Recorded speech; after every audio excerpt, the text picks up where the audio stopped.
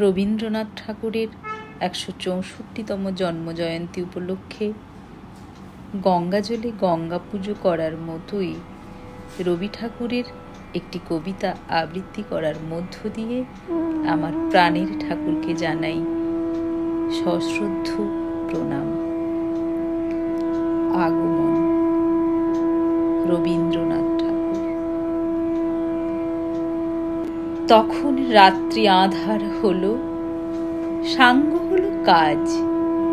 আমরা মনে ভেবেছিলেম আসবে না কেউ আজ। মোদের গ্রামে দুয়ারে যত রুদ্ধ হলো রাতের মতো। দু একজনে বলেছিল আসবে মহারাজ। আমরা হেসে বলেছিলেম আসবে না কেউ আজ। দ্বারে যেন আঘাত হলো, শুনেছিলেম সবে। আমরা তখন বলেছিলেম বাতাস বুঝি হবে। নিবিয়ে প্রদীপ ঘরে ঘরে শুয়েছিলেম আলস ভরে। দু একজনে বলেছিল দুধ এলো বা তবে। আমরা এসে বলেছিলেম বাতাস বুঝি হবে। নিশীথ রাতে শোনা গেল কিসের যেন ধ্বনি। ঘুমের ঘোরে ভেবেছিলেম মেঘের গর্জনে। ক্ষণে ক্ষণে চেতন করি কাঁপল ধরা থর হরি। দু একজনে বলেছিল চাকার ঝনঝনি। ঘুমের ঘোরে কহি মোরা মেঘের গর্জনে। তখনও রাত আঁধার আছে, বেজে উঠল ভেরি। কে ফুকারে জাগো সবাই আর করো না দেরি। বক্ষ পরে দুহাত চেপে আমরা ভয়ে উঠি কেঁপে।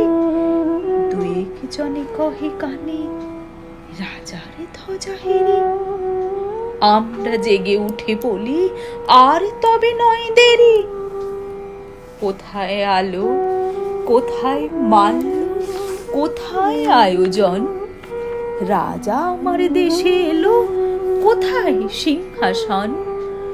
হায় রে ভাগ্য, হায় রে লজ্জা, কোথায় সভা, কোথায় সজ্জা।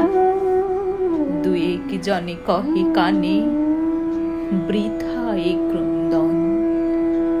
রিক্ত করে শূন্য ঘরে কর অভ্যর্থন। ওরে দুয়ারে খুলে দে রে, বাজা শঙ্খ বাজা। গভীর রাতে এসেছে আজ আঁধার ঘরের রাজা। বজ্র ডাকে শূন্য তলে, বিদ্যুতেরই ঝিলিক ঝলে। ছিন্ন শয়ন টেনে এনে আঙিনা তোর সাজা। ঝড়ের সাথে হঠাৎ এলো দুঃখ রাতের রাজা। নমস্কার।